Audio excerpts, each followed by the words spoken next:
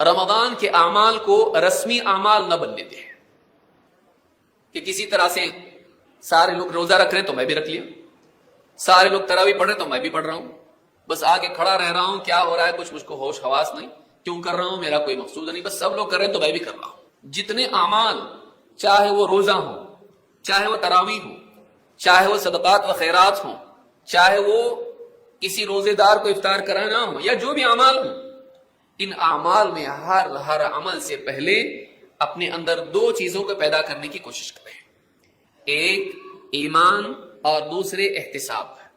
اس لیے کہ اللہ کے نبی صلی اللہ علیہ وسلم نے رمضان کے اعمال کا جب ذکر کیا، قیام اللیل جسے آپ نے سنا ابھی، اور صیام رمضان، یا اسی طرح سے قیام لیلۃ القدر، ان تینوں چیزوں کے بارے میں، بلکہ کئی اعمال کے بارے میں آپ دیکھیں گے یہ دو چیزیں ہمیشہ ان کے ساتھ ذکر ہوتی ہیں۔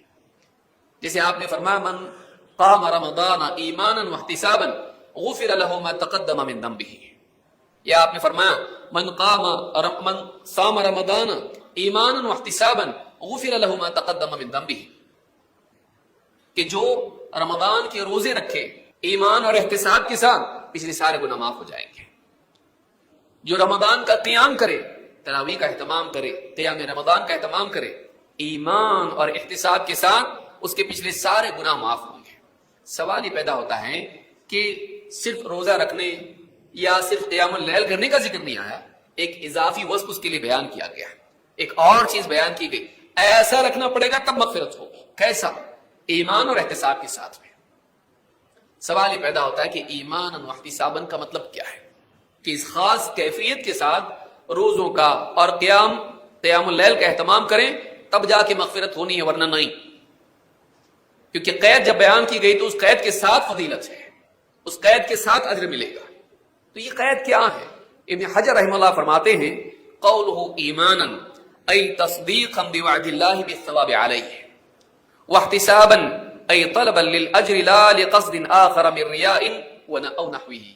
دو باتیں بہت اہم ہیں۔ فتح الباری میں ابن حجر رحمہ اللہ نے کہا کہ ایمان و احتساباً کا مطلب کیا ہے؟ ایمان کا مطلب یہ ہے کہ جو وعدہ اللہ تعالیٰ نے اس نیکی پر کیا ہے، جس انعام کا وعدہ کیا ہے، اس وعدے پر یقین ہو، اس وعدے پر یقین ہو۔ دو، احتساب کا مطلب یہ ہے کہ اس وعدے میں جو چیز بیان ہوئی ہے دل میں اس کے پانے کی طلب ہو، رغبت ہو، اس کے لیے عمل کرے، کسی اور غرض سے نہیں۔ تو نیکیوں میں چاہے وہ چھوٹی نیکی ہو یا بڑی نیکی، دو چیزوں کے پیدا کرنے کی کوشش کریں۔ اس مہینے کو اپنے لیے ایک ٹریننگ کورس بنائیں کہ میرا ٹریننگ کا زمانہ ہے، میرا تربیت کا زمانہ ہے، مجھے اچھا انسان بننا ہے۔ یہ نہیں کہ عید کے دن صرف اچھے کپڑے پہن کر میں عید کی نماز کے لیے آؤں، عید کی نماز کے لیے میں آؤں تو اچھے کپڑے پہن کر ہی نہیں، اچھا مسلمان بن کے آؤں۔ عید کی نماز کے لیے میں جب آؤں تو محض اچھا ظاہر لے کر نہ آؤں، بلکہ اچھا باطن لے کر آؤں، میں ایک اچھا مسلمان بن کے آؤں، میں اچھا بن جاؤں، میں دکھنے میں صرف اچھا نہیں ہوں، میں اللہ تعالیٰ کو اچھا دکھائی دوں۔